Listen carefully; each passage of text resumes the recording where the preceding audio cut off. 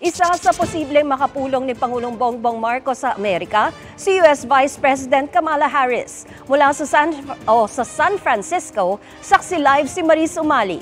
Maris?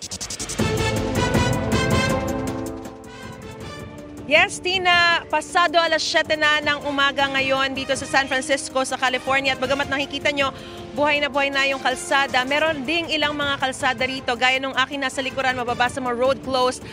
Actually, mamayang gabi pa yan. Nakakasana ito bilang paghahanda at paghihigpit na rin sa seguridad. Dahil ito yung mga kalsada patungo dun sa gaganaping 30th Asia-Pacific Economic Cooperation o APEC Leaders Summit bukas. At ito nga ay kabilang si Pangulong Bongbong Marcos sa mga dadalo rito. Pagdating sa paghihigpit, maging tayo mismo ay nakaranas nung paghihigpit sa seguridad. Kahit na doon sa mga lugar na karaniwan naman ay bukas para sa mga turista.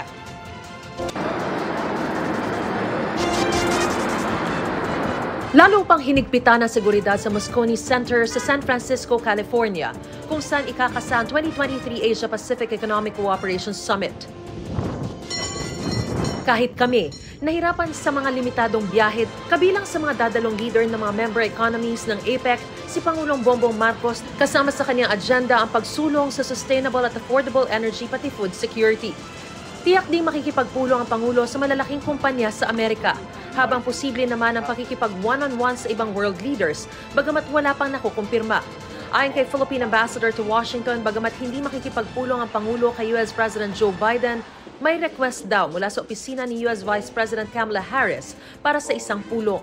1989 ang itatagang APEC ng 12 member economies kabilang ang Pilipinas.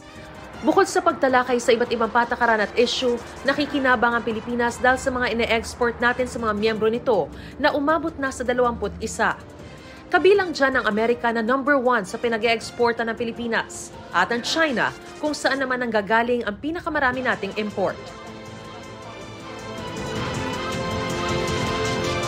Pasado alas 5 ng hapon mamaya nakatakdang dumating dito sa San Francisco sa California si Pangulong Bongbong Marcos. Hindi na siya mag-aaksaya ng panahon dahil diretso agad siya sa Filipino community para makipagpulong sa kanila. No? At bukas magsisimula ng formal yung APEC Leaders Summit. Pagkatapos ng partisipasyon ni Pangulong Bongbong Marcos dito ay magkakaroon din siya ng mga working visits sa Los Angeles sa California at sa Honolulu sa Hawaii, kung saan naman nakatakda niyang makapulong ang ilang mga negosyante at maging ang Filipino community roon. At yan ang pinakasariwang balita mula rito sa San Francisco sa California. Para sa GMA Integrated News, ako si Maris Umali, ang inyong saksi.